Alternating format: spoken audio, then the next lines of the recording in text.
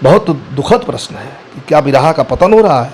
बिरहा के सबसे बड़े लेखक श्री चंद्रिका कवि जी, स्वर्गीय चंद्रिका कवि। मुझे भी भारतीय जनता पार्टी ने बड़ा कोशिश किया था, टिकट भी दिया था, शायद आपको पता नहीं। अगर हम उनको फुहरकम परोसते हैं तो उनको आदत सी पड़ जाती है फुहरकम सुनने की।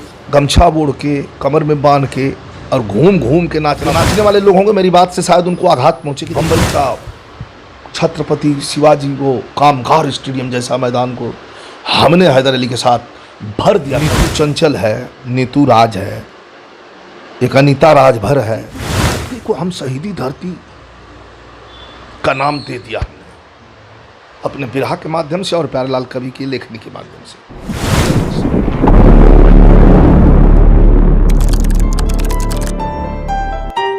एक बार फिर से आप सभी का स्वागत है बिरहा के कलाकारों के इंटरव्यू के सफ़र में। और आज हमारे बीच बिरहा के सरताज, बिरहा के सम्राट, शिरोमणि कहे जाते हैं विजय लाल यादव जी, जो हमारे बीच अभी आप देख रहे होंगे तो पहचान ही गए होंगे, किसी पहचान के मोहताज नहीं है। बिरहा को इतना आगे अगर कोई लेकर आया है तो सबसे बड़ा इन लोगों का बहुत बड़ा हाथ है। तो बहुत बहुत सर स्वागत है आपका। बहुत स्वागत आपको और देखने वाले हमारे सभी भोजपुरी बोलने वाले, सुनने वाले और तमाम जो कलाकार हैं, गायक हैं, गायिका हैं, कवि हैं, जो हमारे बिरहा जगत से जुड़े हुए लोग हैं, बड़े बुजुर्ग से लेके छोटे बच्चे तक, सबको बहुत बहुत मेरा हार्दिक शुभकामना, प्यार, अभिनंदन और यथाउचित नमस्कार। सर हम तो अब ये नहीं पूछेंगे आपसे कि आपने कब शुरू किया, क्योंकि पूरा परिवार आपका भोजपुरी इंडस्ट्री से लेकर बिरहा में पूरा रमा हुआ है। लेकिन फिर भी आपके मतलब मन में पहले से कब से ये हुआ कि नहीं मुझे इस लाइन में आना चाहिए? देखिए, ये सब गॉड गिफ्ट होता है और जिसके ऊपर कृपा हो जाती है कुदरत की, वही इन सब लाइन में पारंगत हो पाता है मेरे ख्याल से। हम नहीं जानते थे जो मुकाम हमें हासिल है वो मुकाम क्यों हासिल है, कैसे हासिल है, क्यों हुआ, लेकिन कड़ी परिश्रम, कड़ी मेहनत हमने किया है। मैं कक्षा 4 में पढ़ रहा था, कलकत्ता हमारे पिताजी सर्विस करते थे और वहीं जो है हमारे पिताजी थे, दिनेश जी के पिताजी, दिनेश हमारा छोटा भाई है उसके पिताजी, प्यारेलाल कवि जी के पिताजी, तीनों लोग वहीं ड्यूटी कर रहे थे। हम लोग का जन्म वहीं हुआ तो बिरहा गाना होता था, पिताजी गाते थे, तो उसी में हम लोगों की रुचि थी, हम लोग भी गाते थे।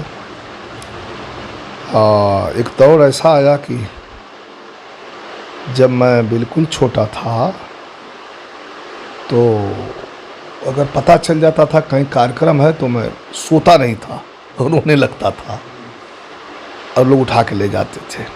घुंघरू लगा के लकड़ी का इतना बड़ा बड़ा ताल बनाया गया था, मैं जब तक जगा था उसको ऐसे बजाता था, जब सो जाता था तो सो गया। और तुतरी बोली थी, कुछ न कुछ गा भी देता था सुबह। तो इसको कहा जाए कि हम प्रयास और कोशिश करके हम इस क्षेत्र में नहीं आए हैं, ऊपर वाले ने बना करके ही भेजा है कि जाओ तुम्हें बिरहा ही गाना है। जी। अच्छा सर, आप अभिनेता भी रह चुके हैं, अभिनेता जो फिल्मों में भी काम जी जी जी जी मैं 15-16 फिल्में किया हूँ, अभी भी फिल्में आती हैं। अभी हमारी एक फिल्म ये देख लीजिए, उधर कैमरा करिए, राजा डोली लेके आ जा, राजा डोली लेके आ जा, वो फिल्म अभी आ रही है, हमारा और भाई का, छोटा बड़ा भाई का रोल है। तो अभी भी अच्छा अगर रोल हमारे पर्सनालिटी के हिसाब से आ जाता है तो मैं कर लेता हूँ आज भी।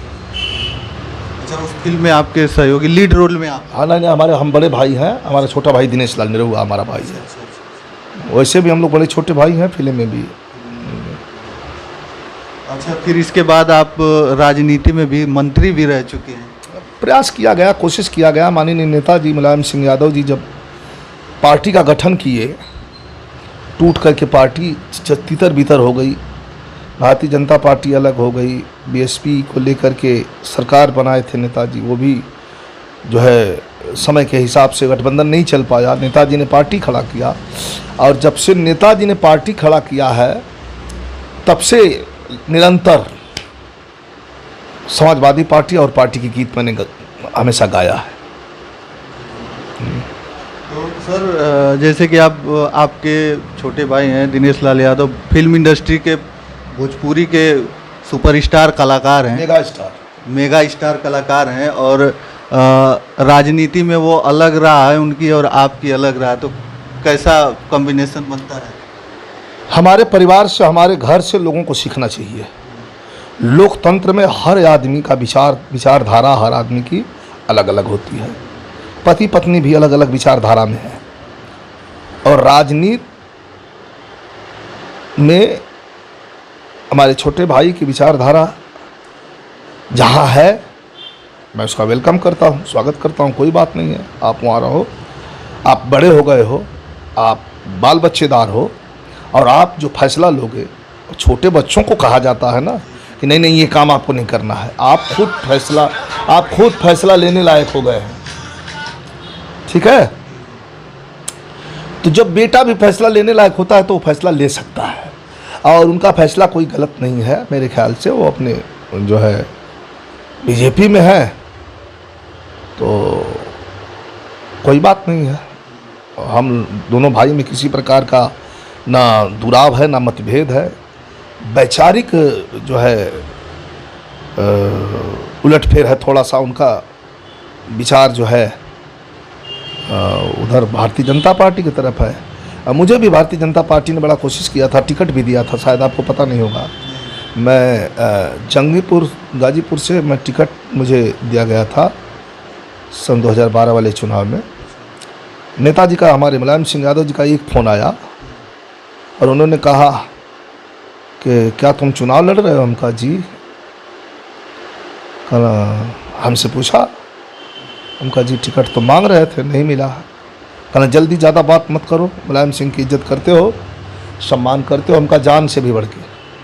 कहा तो टिकट जल्दी वापस कर दो। मैंने फेंक दिया टिकट, मैंने वापस कर दिया टिकट भारतीय जनता पार्टी का। मुझे नहीं लड़ना है। हमारे नेता नहीं, हमारे आराध्य हैं, हमारे कुल के कृष्ण हैं। उन्होंने हमारे समाज को कहाँ से कहाँ तक पहुँचाया है, और नेताजी ने जब कह दिया तो यह टिकट का अगर कह देंगे तो मैं अपने खून का एक एक कतरा नेताजी के लिए मैं समर्पित है मेरा जी। अच्छा सर, हम ये जानना चाहेंगे बिरहा के बारे में आप बताएं कुछ, क्योंकि आप बिरहा के सम्राट माने जाते हैं, और क्या सबसे ऊपर नाम किसी का आता है तो आपका आता है बिरहा जगत में। तो बिरहा के बारे में कुछ बताइए, बिरहा की उत्पत्ति के बारे में बताइए, ऐसा कुछ। देखिए, सबसे पहले तो ये बात काटेंगे कि सबसे ऊपर नाम आता है। लोगों के मन की धारणा है, भावना है, लोगों को हम अच्छे लगते हैं, मेरा कार्यक्रम अच्छा लगता है, और हमने लोगों की सेवा किया है। जो बीमार लोग हैं, वो भी तबीयत जिनकी ख़राब होती है, मेरी कोशिश होती है कि अपने गीत के माध्यम से मैं कुछ गा बजा करके तो गाता रहूं, बजाता रहूं, उनका एंटरटेनमेंट करता रहूं, और ऊर्जा मिलती है कुछ अच्छी बात कहने का। और बिरहा बिहारी गुरु जी ने इसका विस्तार किया, और बिरहा तो द्वापर युग में श्री कृष्ण भगवान के ज़माने से ही ये बिरहा का प्रचलन चल रहा है। बिरह से वेदना, बिरह से भरी पीड़ा को एक बिरहन कृष्ण के वियोग में कह रही होती है, उसको बिरहा में ढाला जाता है। तो महान लेखक ये तो नहीं कह सकता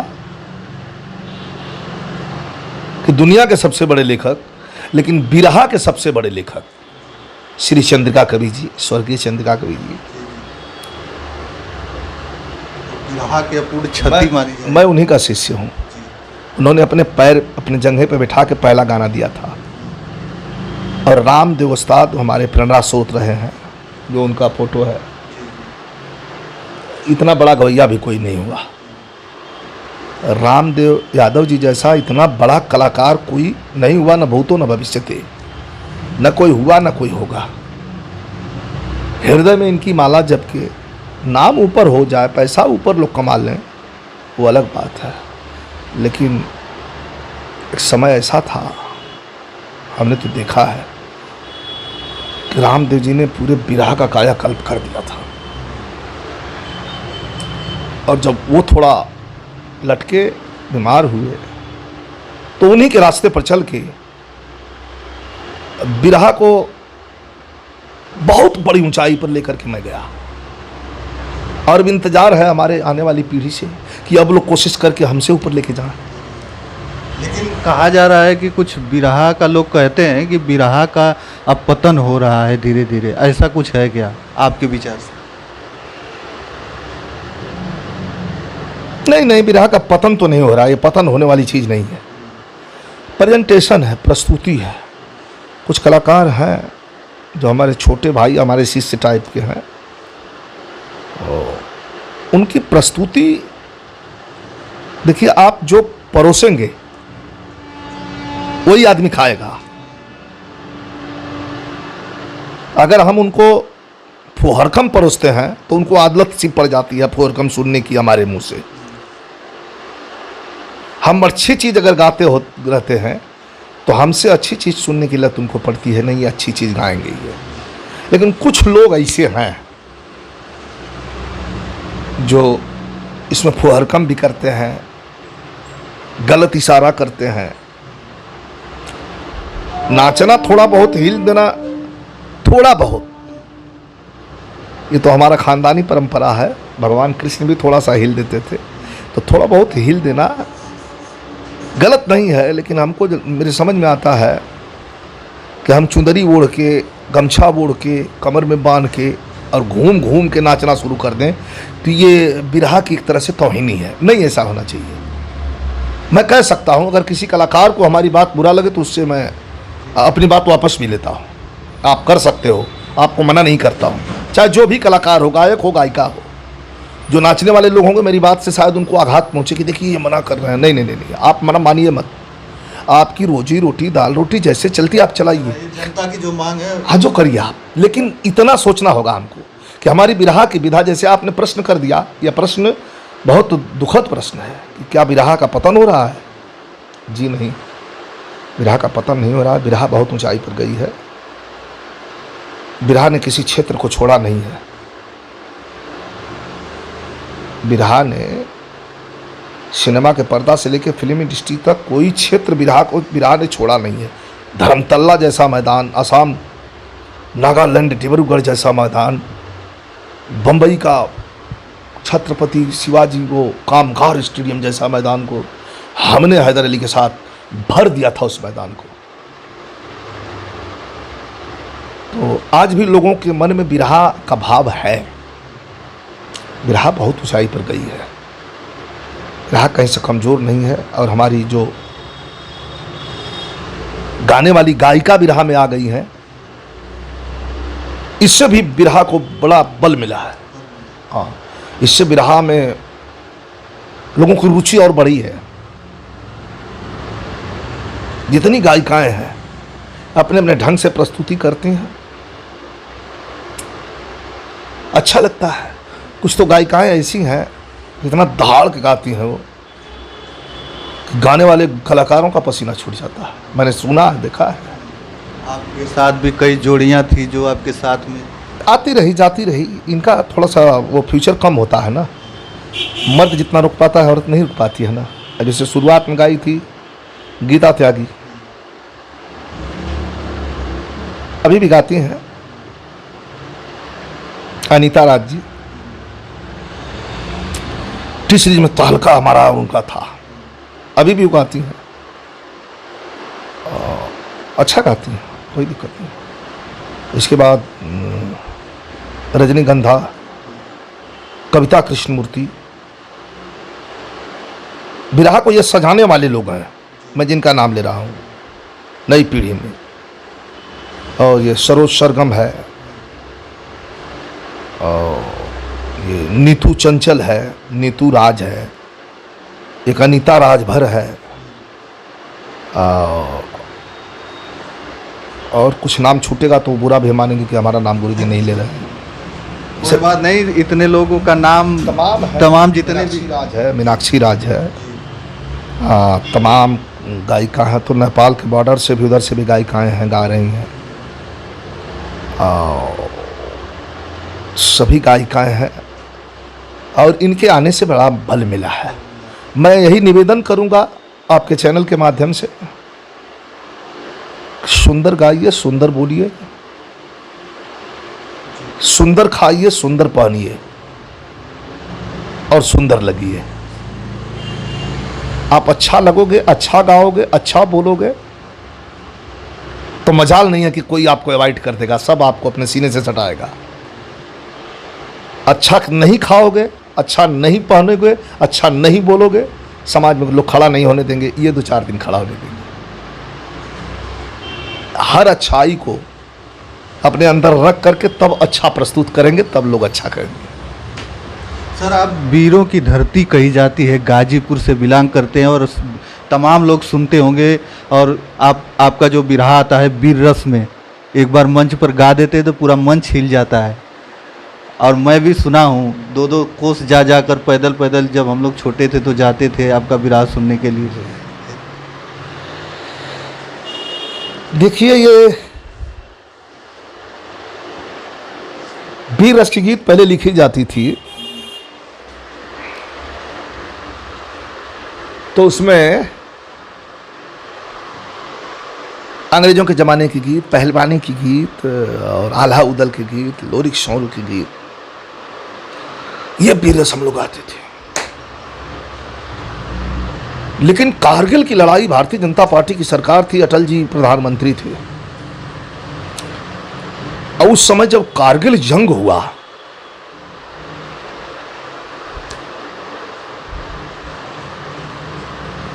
कारगिल में शहीद होने के बाद कम से कम 11 शहीद नौजवानों की लाश हमारे गाजीपुर जिले में आई। 11 मेरे जान और ज़्यादा होगी, लेकिन 11 सिर्फ गाजीपुर में आई 3 दिन के अंदर। और उस समय शेषनाथ यादव, इश्तियाक अंसारी, मनोज यादव, अनिल सिंह और दूसरे रमेश यादव है, और तमाम हमको भूल गया ना। अब्दुल हमीद तो खैर पहले जंग के, वो कारगिल में नहीं थे, वो तो 62 की लड़ाई में थे, 62 की लड़ाई में लड़े थे, पाकिस्तानियों के दांत खट्टे कर दिए थे। तो गाजीपुर की धरती को हम शहीदी धरती का नाम दे दिया।